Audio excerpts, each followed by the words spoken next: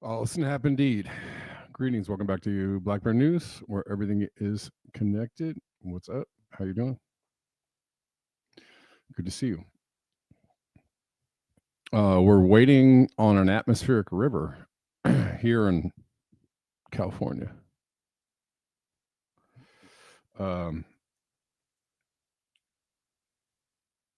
Which, you know, the conspiracy theorists will tell you, oh, they're just trying to scare you. But we actually have.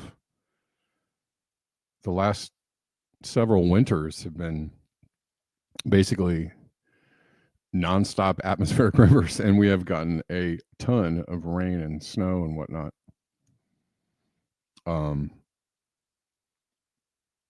And they can be, you know, these things can be quite impressive, if not damaging. What was it? Was it last year or the year before? We had like, I don't know, 20 atmospheric rivers in a row, like back to back to back to back to back to back. It was just insane. And it's like every winter now. And I was talking to my daughter about, climate change and the fact that, now every single year is just these monstrous rainstorms back to back to back to back. Whereas, yeah, these things would happen in the past, but they would happen very infrequently, especially in California, especially in Southern California. What's up, Victory Jen over on Substack? To the people watching on alternative platforms, thank you. I welcome you. I got the chats up. If you want to chat on Substack or Odyssey, I'm here. You were stranded. Kate says she was stranded in 22-23 winter in California because of atmospheric river. Yeah. I think that was the year I'm talking about where we had just an amazing astronomical an amazing amount of just major rain events. The only thing I remember in my entire life about looking back through history and seeing something similar was I think I was about 10, somewhere around there. And I used to race BMX bikes. I was really into it. And my dad took us every Sunday to race. My dad was a good dad. Would take us to race every Sunday at this BMX track. And it was good fun. We loved it. Anyways, one winter it was 1 year we had just crazy storms, and I think the racing was rained out for 3 months straight or something crazy. We didn't go racing for a couple months, but we're talking about 40 years ago, right? 50 years ago. Sorry, wrong math. A long time ago. It's the only time I can remember something like that happening. So that shows you how rare that kind of thing is supposed to be, right? Hurricane Katrina, there's been other Category 5 hurricanes. There have been, these huge events that have happened. Yeah, absolutely, that's happened. What hasn't happened is back to back to back to back to back Category 4 or 5 hurricanes every year, and that has happened in the last 5-6 years or so. I want to live in a van down by the atmospheric river. Sorry.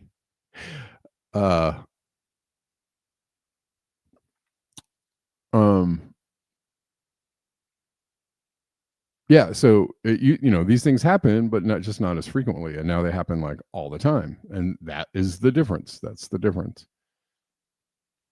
To put it really simply, and really basically.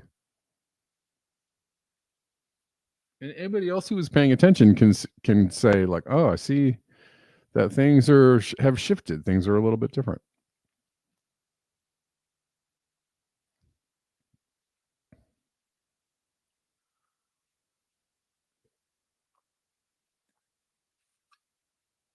All right. Did I have any news on this atmospheric river? I don't know.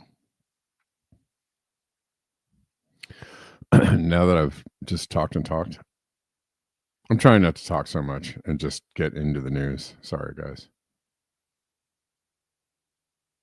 I think it's supposed to come in today and tomorrow. Bay Area, Monterey Bay, atmospheric river to bring heavy rains, winds up to 60 miles an hour. So it's going to hit Northern California first.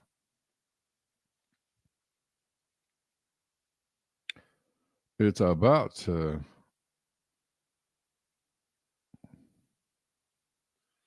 It's about to get really fun up in here. Okay. What are we doing? What are we looking at? Here we go. Bay Area, Monterey Bay, atmospheric river to bring heavy rain, winds up to 60 miles an hour. Forecaster said advisory would take effect 10 p.m. Wednesday. but it's supposed to go for several days. So we have like 5 or 6 days of rain in the forecast, with Saturday being 100% chance of rain, which sucks because I have a show on Saturday. That really sucks because everybody's gonna be like, I don't know. Because I told you yesterday that people that live in the South are a little bit timid when it comes to weather. They just don't. It's too cold. There's rain. I don't want to. Whereas if I lived in Seattle, everybody'd be like, 100% chance of rain. I'm there. That's how that would go down. But anyways, I digress.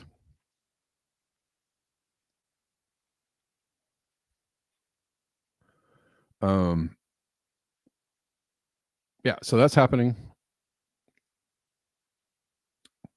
Let's move into some other news. This is wild, man. SNAP benefits were paid by several states, California being one of them. And to the people that receive SNAP benefits, not all states paid. Like, I don't know. I think there were like 10 states or so that paid SNAP benefits, maybe others. And the Trump administration is telling them to undo the payments. I think that we're, and I've said it a lot, I think that we're basically broke. We're just out of money, but they're shuffling, and the Trump administration is just shuffling money around, trying to, and I'm sure they're obviously printing money wherever and whenever they can, but they're just throwing money here and there. And there's just widespread corruption. Did anybody hear about the plane story? Kristi Noem buying planes that didn't belong to Spirit and also didn't have engines. Sounds like some money laundering there. The deal went through. I'm sure, really she didn't know.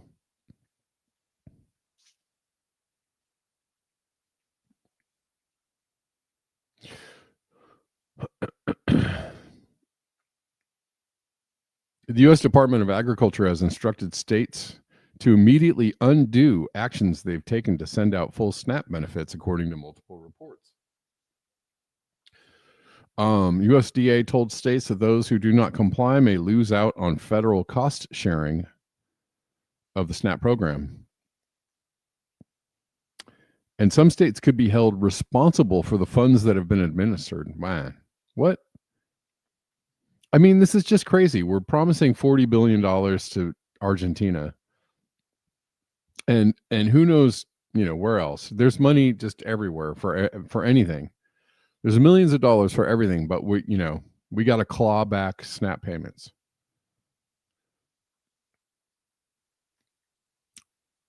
Not sure what's going on. To the extent states sent full SNAP payment files for November 2025, this was unauthorized. Patrick Penn, Deputy Undersecretary of Agriculture, wrote to state SNAP directors. Accordingly, states must immediately undo any steps taken to issue full SNAP benefits for November 2025.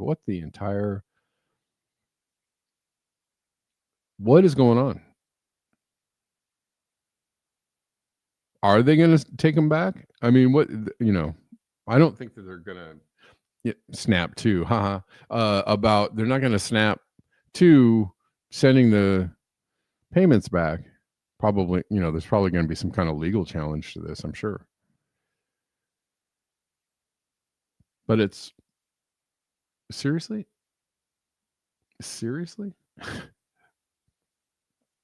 There's already been court battles over this. And a court ruled that the payments should be paid by Friday, at least partially. That was last Friday. And some states paid those SNAP benefits, and now they're like, hold on. Meanwhile, there's supposed to be an end to the shutdown. There is supposed to be an end to the shutdown, but it hasn't been ratified yet. And the Supreme Court allowed a pause on the SNAP benefits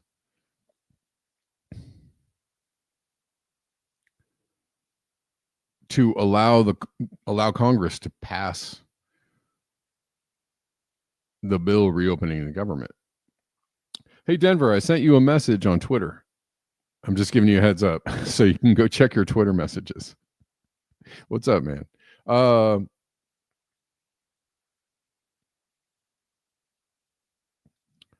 Chuck says they're not broke. They don't know how to work, and they don't know how it works, and the cruelty is the point.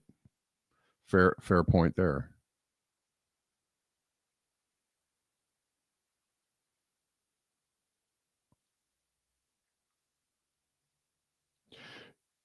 Yep.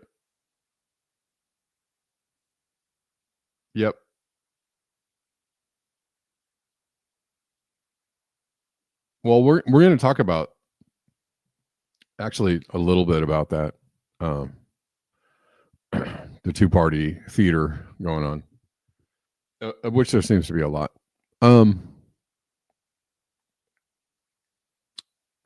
Kate says anything under 50 degrees is unbearable in Southern California. That's true. That's true. Oh, the Amtrak was washed out. Oh yeah, that's right. You're right. People just lose their minds if it's under like 65 degrees here, people lose their minds. And then if it's over 75 degrees, people lose their minds. There's no window for people to be like, it's a nice day outside. It's like, dude, we live in Southern California. Okay, I'm going to stop my rant right now.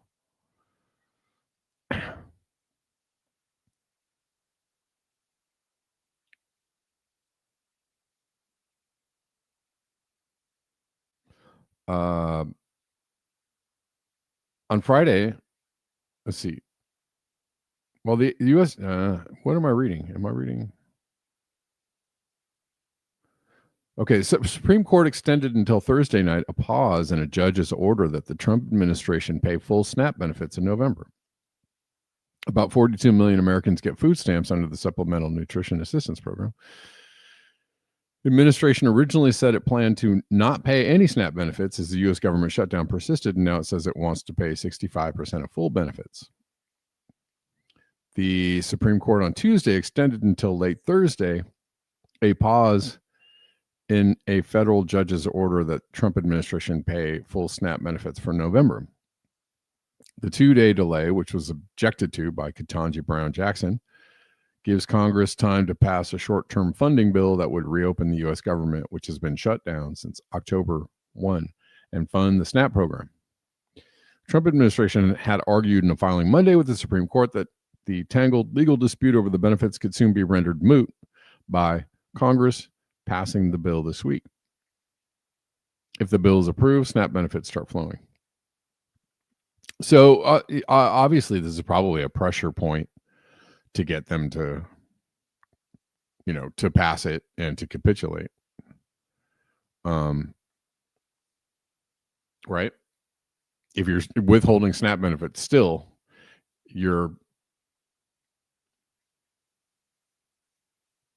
making sure that the Democrats come to the table, I guess.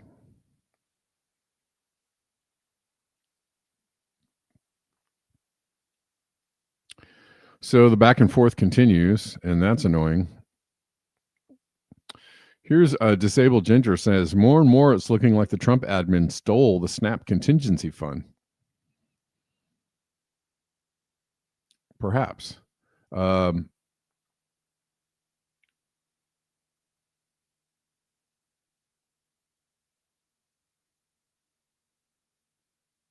Justice Jackson's order specifically references the failure of Congress and the funds being gone.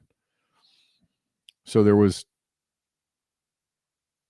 in the court filing, they said that the funds weren't there. So that is strange because where do they go? People are going hungry and their emergency funds went where? Argentina, ICE, Trump's pocket. We know they didn't go to the people.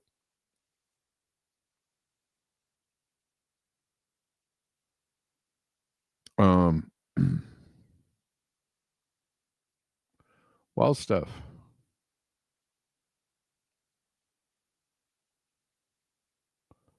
Wild, wild stuff.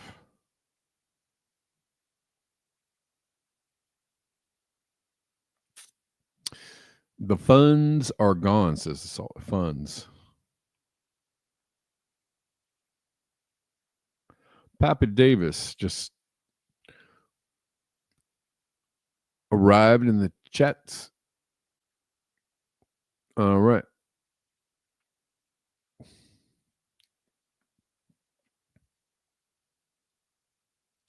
Moving on. Protesters break into COP30 venue in Brazil. We were just talking about the destruction of the Amazonian forest in order to build a highway for COP30 to save the planet. Did they build an airstrip too? Or maybe they just didn't need to do that, but I'm sure there were plenty of private jets and whatever and regular jets taking everybody from around the world down there because that's what you do to save the planet because we don't have the internet.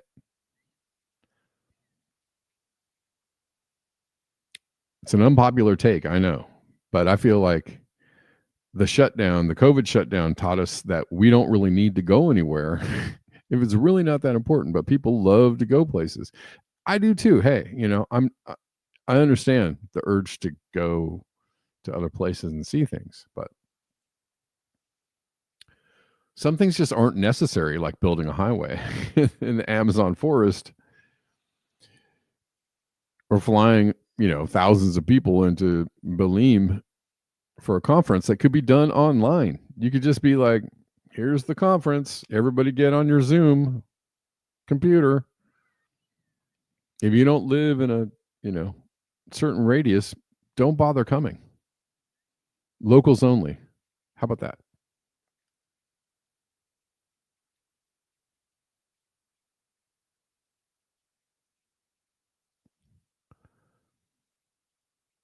Oh, I'm not showing the Shari. Protesters carrying signs. So protesters break into COP30 venue in Brazil.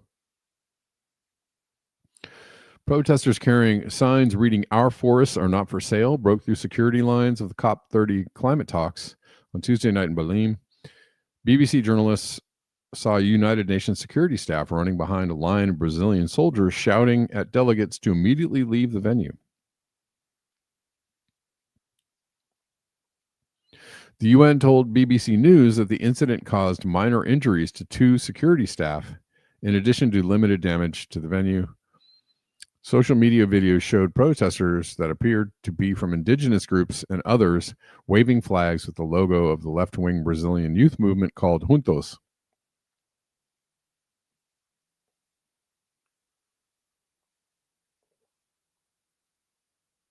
Protesters, some wearing what appeared to be traditional indigenous dress, stormed the COP30 entrance, chanting and kicking down doors before tussling with security personnel, videos posted online showed.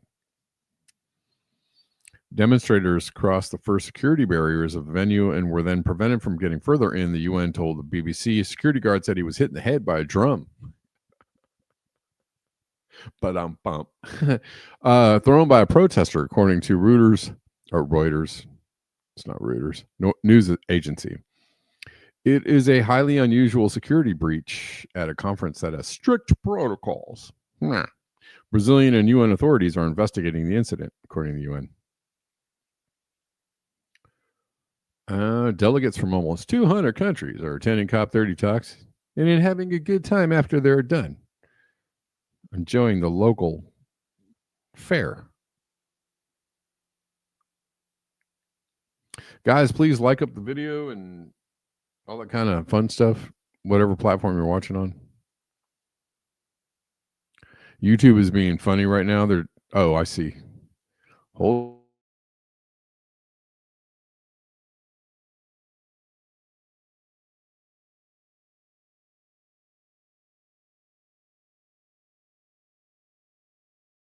More than 7 people in the chats.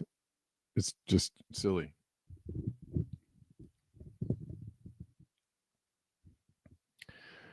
Get it together, YouTube, please.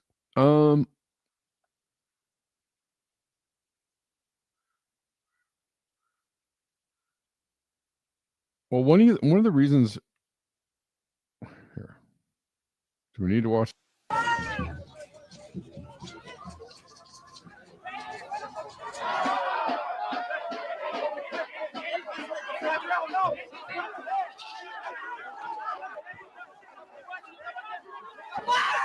What the hell? Why is he choking that lady? Yeah, no, okay. All right.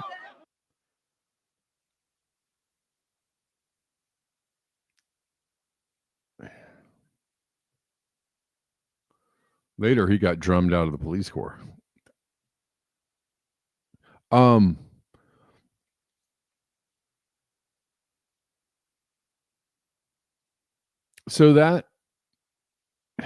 if you want to know that, like, the environmental movement, climate change movement is not fake. It's, understand that people are killed, especially indigenous leaders are killed all the time in South America who are fighting for the land, and fighting to have protections for the land and fighting against, like, the onslaught of human civilization encroaching, ever encroaching into their communities. And they just straight up get killed. So it is a real fight, and it's a noble one, and it's one that people die over or get arrested over.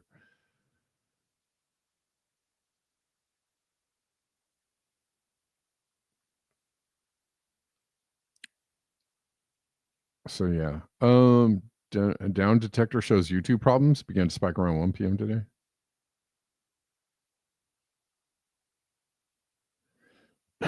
Yeah. Yeah, I don't buy it. And why would there be, why would people be storming the COP30 conference to say, like, hey guys, could you actually do something about climate change? So if you think that climate change is fake because the people in power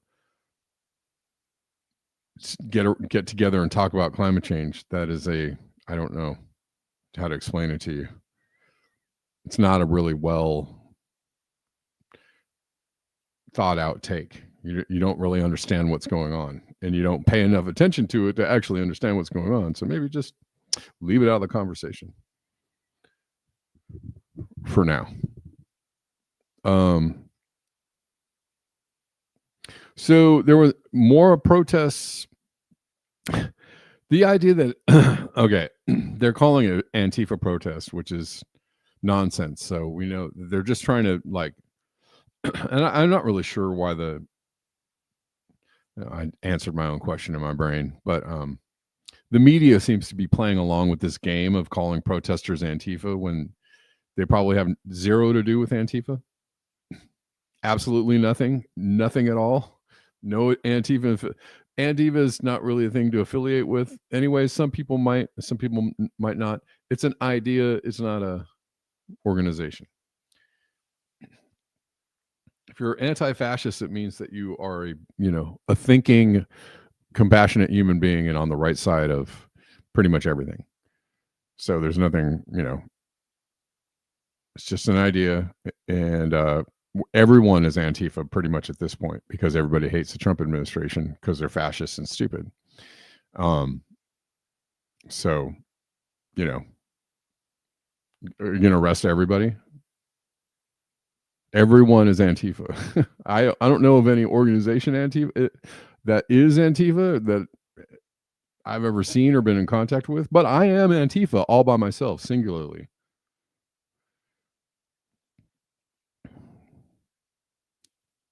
And I don't see how that's a problem. In fact, I'd say, whatever. But anyways, they're trying to drum up this whole, like, Antifa thing. Antifa, which is just, I saw a good meme about this. Where did I see it? I don't know. I have to find it.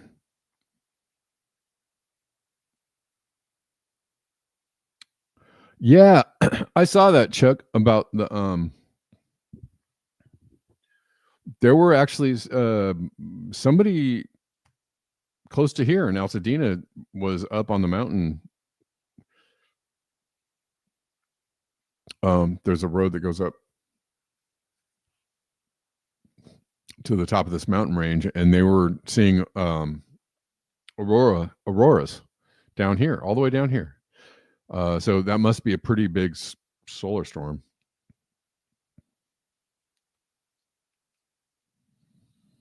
And I was bummed because I didn't know about it. Like nobody, I didn't see in my travels around the internet anybody talking about the possibility of auroras this far south. Otherwise, I might have been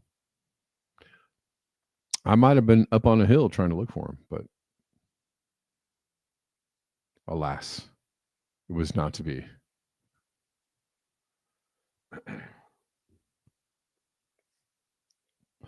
Let's see. So yeah, they're saying there's a protest at Berkeley around a Turning Point USA event, which seems perfectly normal because actually Berkeley is a pretty historically left campus. I'm sure it's probably changed demographically somewhat, but pretty left. It's in California for one thing, and it's also in the Bay Area for another thing. So you've got it's pretty left. Like that whole area, the whole region is pretty left. Trends left. So bringing a Turning Point USA something to Berkeley is probably antagonistic at best.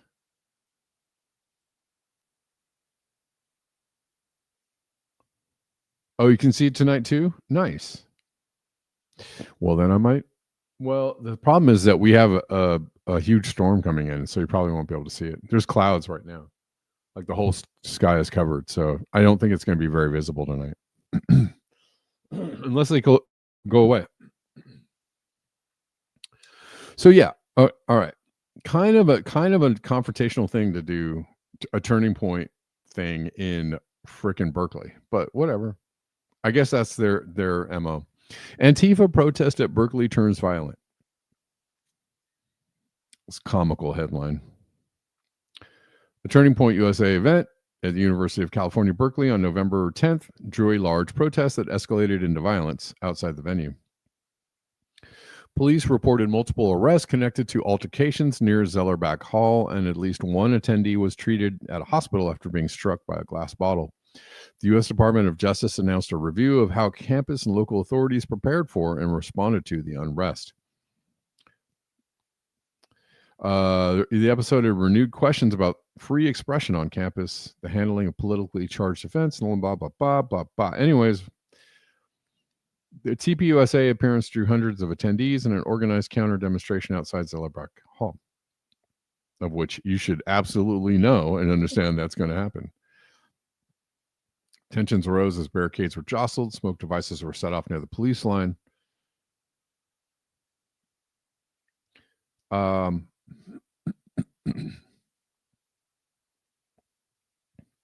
Anyways, officials placed the total attendance for the event at about 900 and estimated roughly 150 protesters. The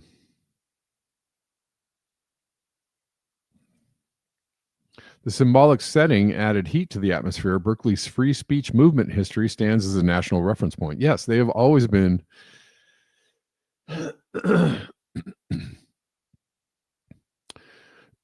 very vocal about, which meant both sides viewed the moment as larger than a single campus stop on a national tour. But okay.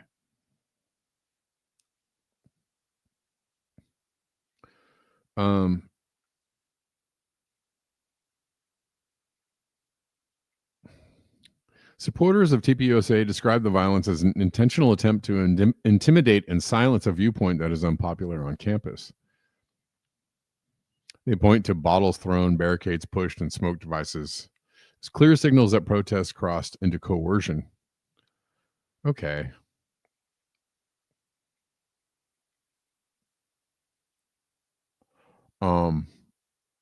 Anyways, this article is somewhat lame. I don't really want to read anymore. I was just kind of reading it for the headline.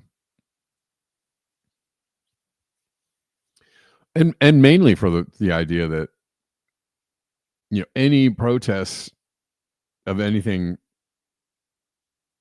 they're just really drumming up the anything anti right wing or Trump administration or Israel or anything that's going on right now is, going to be labeled as Antifa. Speaking of Israel, I saw that one podcaster was sued for $5 million for implying that Kash Patel's girlfriend was Mossad agent. That's kind of wild. As far as I can tell, it's a real lawsuit. That is pretty wild.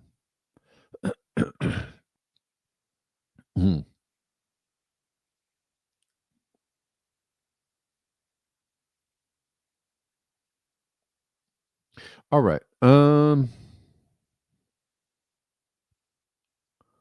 Aurora, Illinois.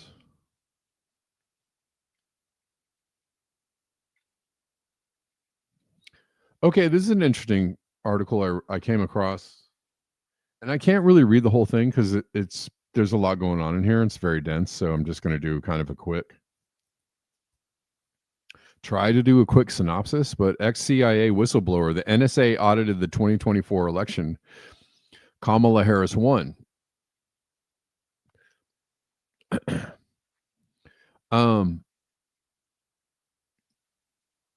Which I don't know how to really interpret this yet. This could be planted information. This could be, a real investigation. This could be, I don't think she did, Chuck. I agree with you. I don't see it. I don't see it. I mean, I did sample, my own personal sampling was that like Trump was super popular even in California at the election time. Not now, but at the time of the election, he was more popular than people would give him credit for. And the Kamala people didn't seem to understand why she was going to lose. So this article is kind of saying that there was election fraud on the voter machine level. Again, I can't, it's very long and very dense, so I can't really do a quality, like, I can't really go through the entire article. But this is what they're saying. In December 2024, I was personally involved in an NSA authorized forensic audit of the 2024 election. Do you trust an NSA whistleblower too?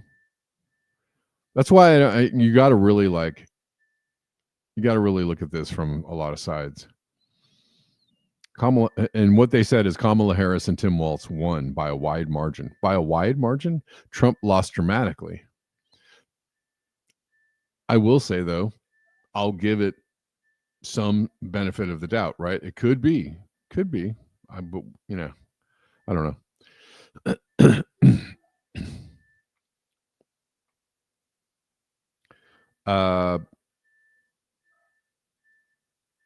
To that point, I work in the human trafficking sector, which intersects with the stolen elections. What? And has ties to Trump and Epstein. What? Not to President Biden, Vice President Harris, or Governor Walz, but listen to this, to Democrats and other allied interests responsible for bearing the audit. Okay, that's kind of sounds a little more unbelievable to me because he's saying, oh, well, Biden and Harris didn't have anything to do with it, but all the other Democrats were on board with letting Trump win.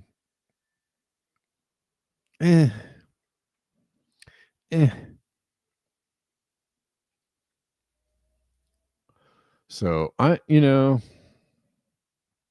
it's just an interesting article, and it's an interesting statement to make, and we'll see if anything actually ever comes of this, and I doubt it because I don't think that there's so much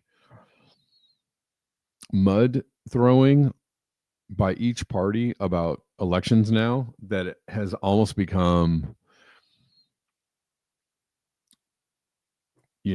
right? Every election is like, no, I won. No, you won. No, you cheated. No, on some level, there's a burnout involved with people. And I think election integrity should be, top of mind for pretty much everybody, right? This should be an issue that everybody is really, really concerned about. But there's been so much fuckery in the last, several elections, and so much claims of fuckery, from Russiagate through January 6th through, that I think people are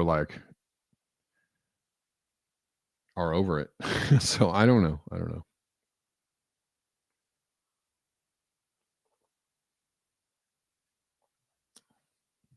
I personally don't believe she won, and not by a wide margin. I just don't think that that's true. I do think that this is an important issue, but we probably shouldn't be taking NSA audits seriously. How about some outside entity? How about like the UN? How about, right? There is a worldwide governing body. What's the name of it? I know it has a name, but that does election audits. That is not an intelligence agency of the United States.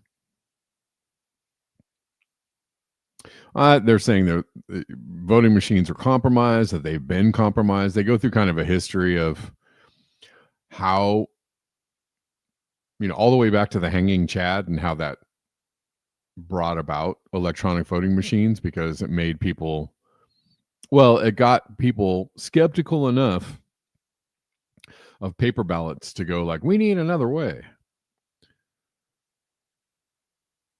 Even though I'm sure the people of the U.S. weren't like super, they weren't like, oh my God, we need electronic voting machines right now. No, it was just enough like manufactured consent for everybody to go switch over to electronic voting machines. All right, I'll check that out, Denver. So there's a long history of, even before electronic voting. I mean, through the history of the U.S., there's lots of historical evidence of vote rigging, and people say Kennedy stole the election, JFK. And that might have been true.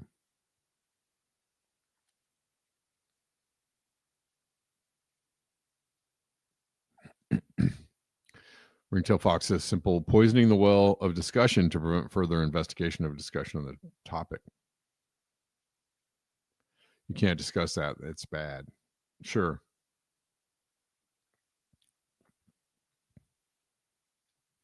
But I don't know. It's an interesting article to read through as far as like the history of voting machine and vote machine rigging. This is from This Will Hold. And I'll try and put this on the Patreon. In the Patreon links,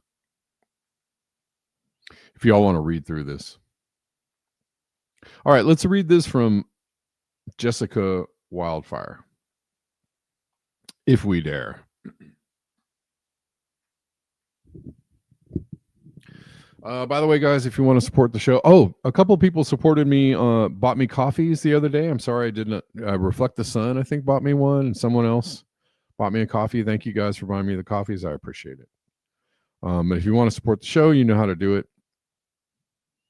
Lots of links in the description box. You can support me on Substack or Patreon. All right. This is kind of what there's a general consensus that the shutdown was orchestrated and that the outcome is what it was. The outcome to screw over you and me to the benefit of the people in charge. And there was some Democrats winning like political points for standing up to the Republicans, even though it was causing some pain. But I'd say this is a pretty fair take. The shutdown was a brilliant political move. The longest government shutdown in modern history has ended with no apparent victories for Democrats, and everyone has an opinion on why it happened and what it means. I'm not the only one who quietly wondered what the point was.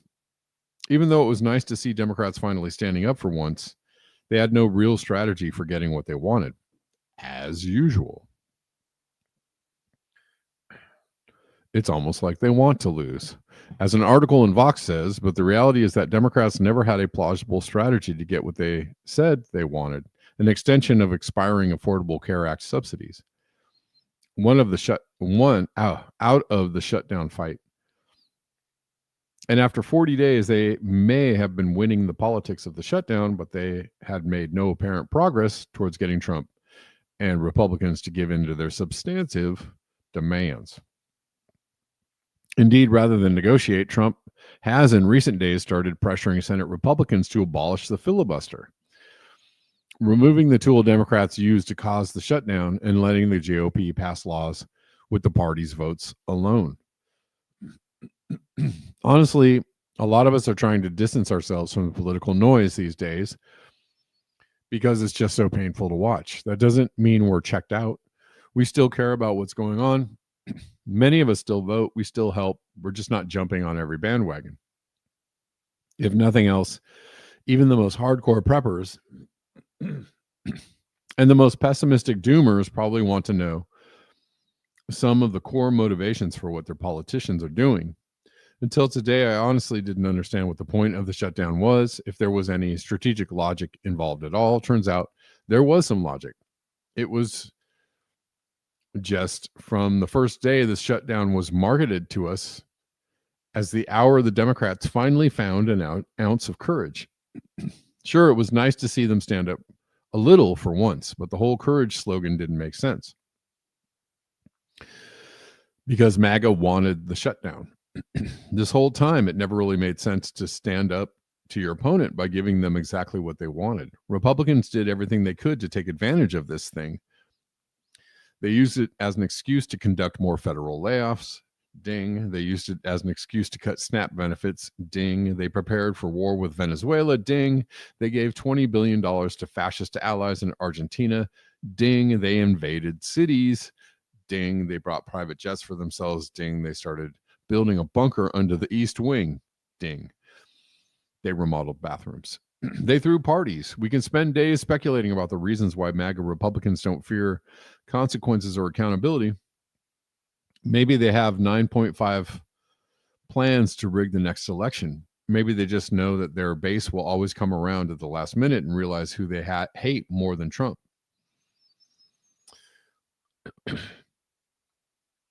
And that would be us. Right? It just occurred to me that NSA article about Kamala winning probably is a freaking plant, right? It's just supposed to get people riled up like, oh, yeah, I knew it. Yeah, Kamala did win. Yeah. We really hate Trump now. We're going to vote blue next time. We're going to get him, right? It's a good rallying point.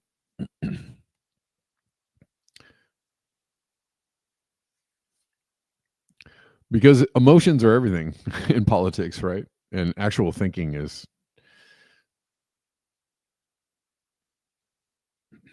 not really required. Did Democrats have a secret plan? With American politicians, we must always use the word plan loosely. A real plan wouldn't have us anywhere near this mess.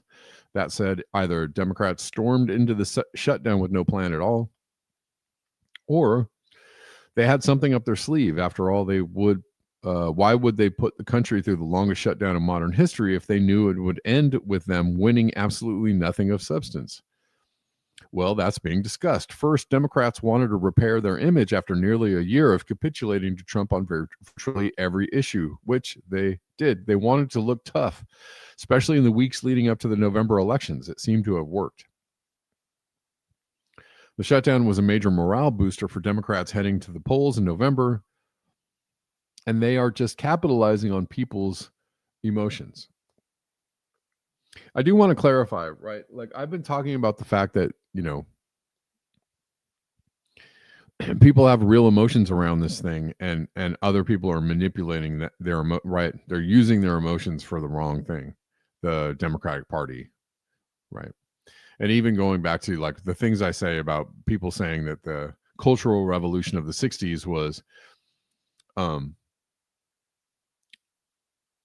manufactured, and I'm like, well, whether it was manufactured or not, people actually aligned with those things. They actually did believe those things were true and correct. So you can't dismiss that. You can't say they were all brainwashed. They did align with those things. And I wanted to clarify that actually happens on the right too. Yes, we've had major like libertarian Rush Limbaugh, Ronald Reagan style brainwashing for decades going on, and it's very effective. That doesn't mean that some people actually align with those values or those thoughts. So you have to actually allow for people to have their own feelings around things, even if the source of the information is nefarious or right. Like, sure, some people could identify with that stuff. I'm sure they do. Moving on.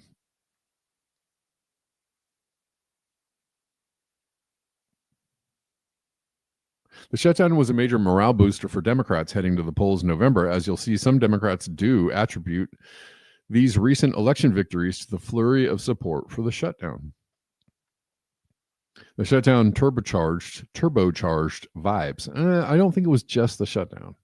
I think people genuinely just hate the frick out of Trump. People genuinely hate what's going on. Like, shutdown or not, no shutdown. They hate it. They don't like all the other stuff too.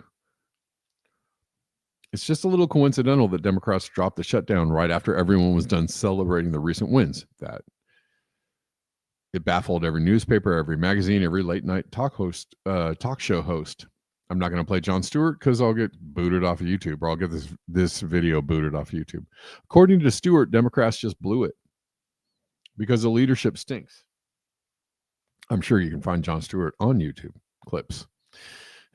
Like everywhere, but for some reason I can't play him because the leadership stinks. Well, maybe, but if you're just shutting down the government to rebuild your brand and you have no intention of it accomplishing anything, then this is exactly what you would do. And you would also anticipate some backlash. You would just bet on the backlash fading in time for the next election cycle. And this is what Democrats do. They use your energy to make you feel good about things for a little bit. Lo and behold, Democrats have started to explain the reasons for why they ended the shutdown. They wanted to protect the filibuster. They wanted to protect airlines. Above all, they wanted to continue campaigning on healthcare. They don't want Americans to actually get affordable healthcare. They just want us to continue living in fear of losing it to MAGA Republicans. Yes, yes, yes.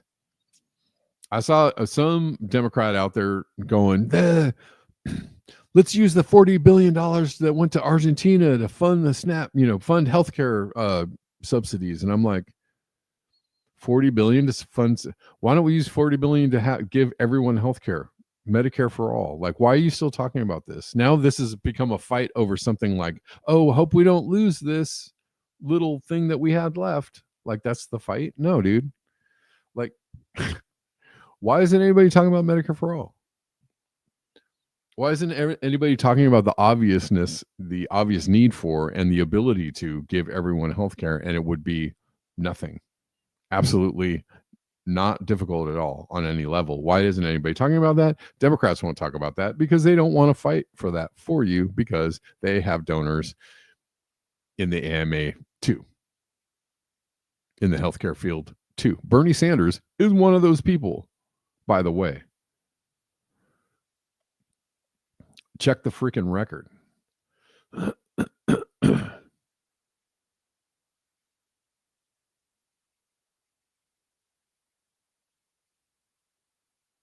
Cold War style of what's Cold War style of music? Ringtail Fox, healthcare for all will never come to pass. In the words of Hillary Clinton. Yeah, you're right. Yep.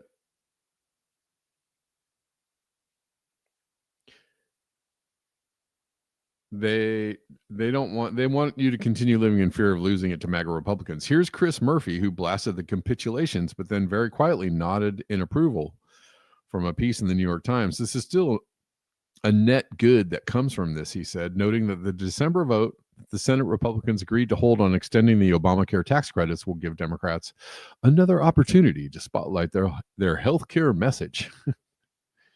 The silver lining of that agreement is that the issue doesn't disappear, he said. Democrats only want to save health care if they're absolutely sure they can take credit for it. The group of Democrats that caved first have said exactly the same thing in more candid conversations revealed by the New Republic. Except for them, it wasn't just a silver lining, it was the platter. From the piece, more than a dozen House and Senate Democrats expressed anxiety that actually preserving premium subsidies for the Affordable Care Act, enhanced premium tax credits through the shutdown demands, could strip them of a winning issue in the coming midterms. These guys. Their secondary anxiety involved the powerful Senate filibuster, fearing that conservatives might actually bow to Donald Trump's demands to axe the disruptive legislative tool. The political logic of the shutdown fight was inverted. If Democrats got the tax credits extended, if they won, they would be solving a huge electoral problem for the Republicans, reported the Times. If Republicans successfully allowed the tax credits to expire, if they won, they would be handing Democrats a cudgel with which to beat them in the next election. I'm going to repeat that for emphasis. These Democrats didn't want to win the shutdown because if they could pull it off, it would strip them of a winning issue. They're perfectly happy to let the poorest, most vulnerable Americans struggle and suffer so they can maximize their own election chances. You know, that doesn't just sound cruel and manipulative, it also sounds incredibly dumb. If you save healthcare, then you can take credit for it.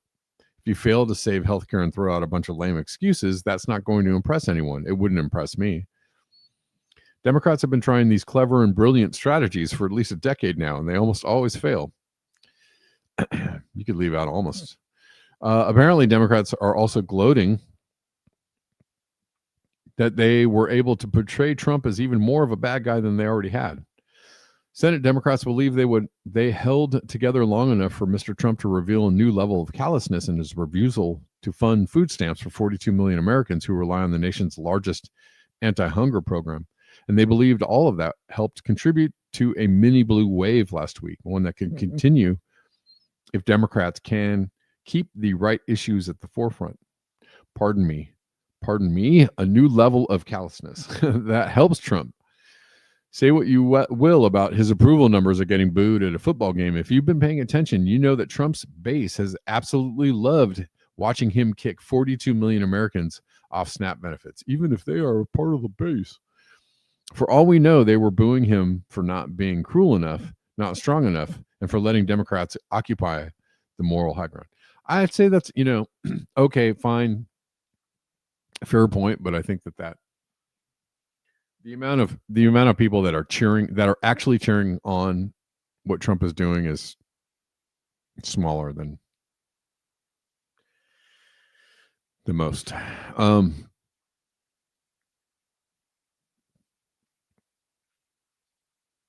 Well, yeah. Mark Carney wants to get rid of the Canadian pension fund. Yeah. And old age security. Yeah. They're coming for all of the SOCDEM programs. The plan for European social democracy that is such a model for people around the world was to obliterate it. They don't want it to keep going because it makes whatever we're doing look terrible, right? And we can't have that. When other countries try to do that, we smash them to bits.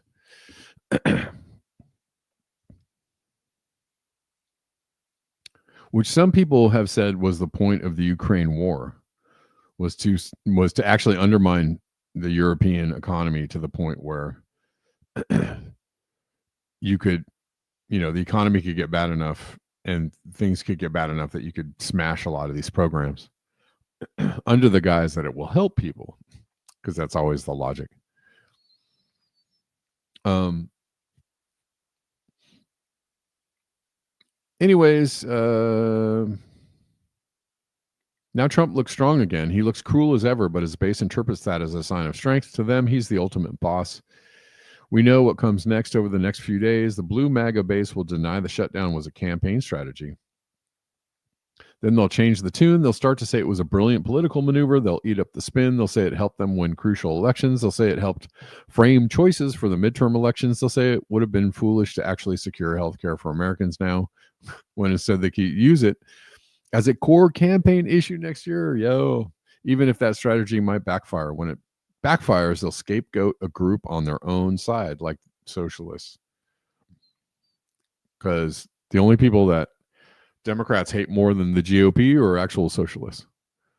And they'll say nothing wrong with engineering emergencies that cause massive pain and suffering for the most vulnerable Americans. There's nothing wrong with pretending to be a hero in order to score political points. Then they'll say it works for Red MAGA, even if the entire point is to be better than them. Every now and then, some opinion columnist manages to say the unthinkable. If politicians would just do their jobs, maybe they would win elections. Maybe they would have to keep coming up with brilliant plans. Of course, they probably won't, because they don't work for us. They need these schemes because it's always about tricking or forcing us to vote for them, despite the fact that they never, ever actually do their jobs. That's why they have to hatch these strategies. The end justifies the means. All right. Last thing I want to talk about today, there was an Epstein bombshell. Newly released emails show Jeffrey Epstein told Ghislaine Maxwell that Donald Trump spent hours at my house, knew about the girls, and that dog that hasn't barked is Trump. What? It's pretty explosive. I don't know if it's going to get people out of their seats to go stand in front of the White House or not, but it's pretty explosive. Yikes. Of course he knew about the girls.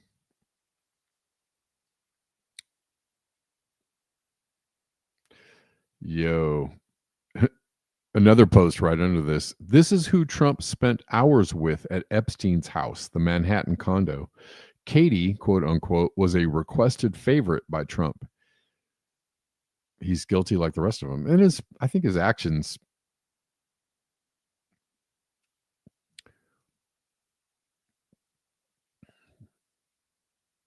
say as much.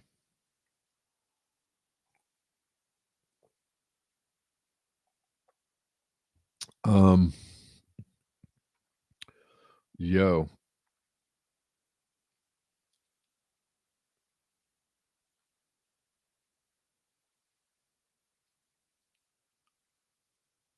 Wow. This is pretty okay.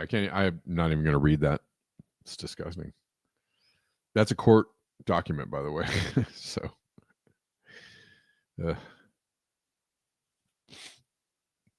yep, that's true. Ring-tailed fox. You're on the money there. Oh man. Thanks for chatting it up, guys, on Odyssey. I was reading this article.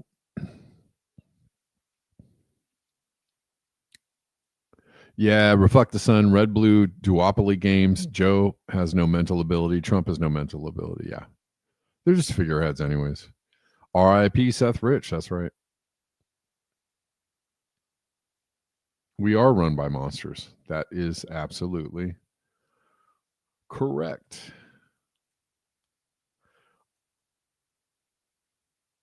That's why freaking Assange spent so many years in jail. Why they were so hot to get him. And I'm sure they threatened to put him out of his misery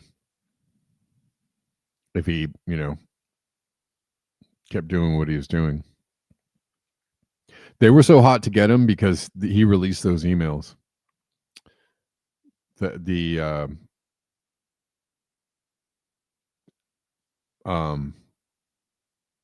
ones that were tied to Podesta.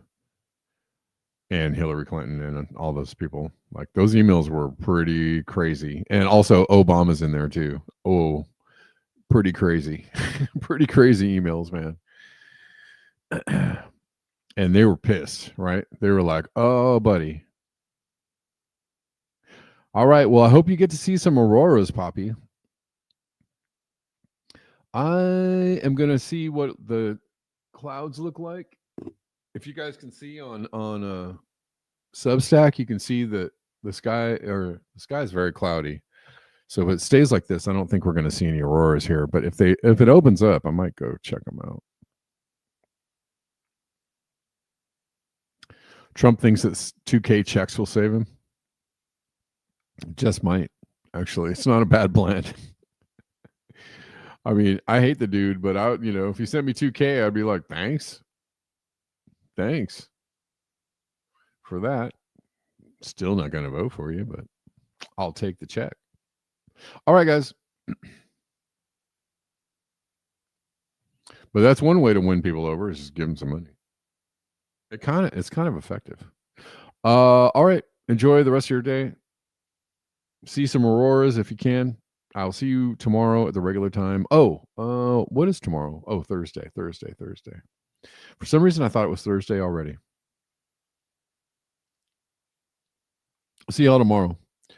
And until next time. Right, exactly, Ringtail Fox. 2K is going to buy me what? A couple of weeks of groceries and or bills? Sure. Maybe? Sure. Peace out, Odyssey people. I see you. Thanks for chatting away. Peace out, Substack people.